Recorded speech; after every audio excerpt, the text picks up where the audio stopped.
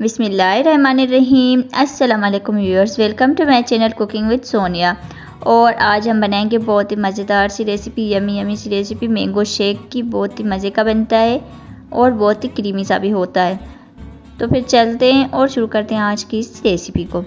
यहाँ पर सबसे पहले तो मैंने लिए हुए आम, 2 अदद मैंने आम लिए हुए। इनको इस तरह से मैंने क्यूब्स में काट लिया। ये देखिए इस तरह से थोड़े से क्यूब्स मैंने इसके बचा कर रखे हैं लास्ट में गार्निशिंग के लिए, ठीक है।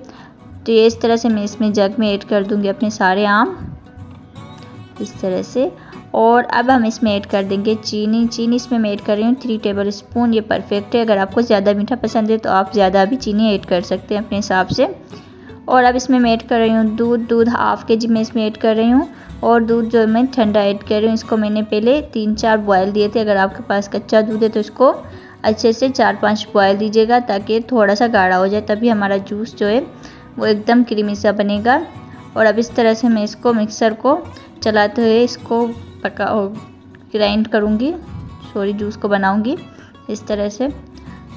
यहाँ पर आप चाहें तो बर्फ़ भी ऐड कर सकते हैं। मैं इसमें बर्फ़ ऐड नहीं कर रही क्योंकि दूध जो है वो एकदम ठंडा था। तो हमारा शेक जो है वो रेडी हो गया। इसको मैं निकालती हूँ। थोड़े से गिलास में हम पहले अपने आम के क्यूब्स ऐड कर देंगे जो बचा के रखे थे। उसके बाद इस तरह से मैं इसमें शेक ऐड कर रही हूँ। ये देखिए माशाल्लाह से ऊपर से हम क्यूब्स ऐड कर देंगे इस तरह से। ये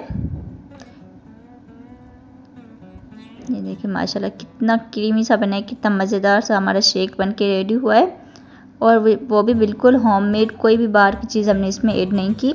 और है भी बहुत ही टेस्टी सा। एक बार आप ये रेसिपी ट्राई ज़रूर कीजिएगा। और अगर आपको मेरी ये रेसिपी अच्छी लगी तो लाइक ज़रूर कर दे वीडियो को।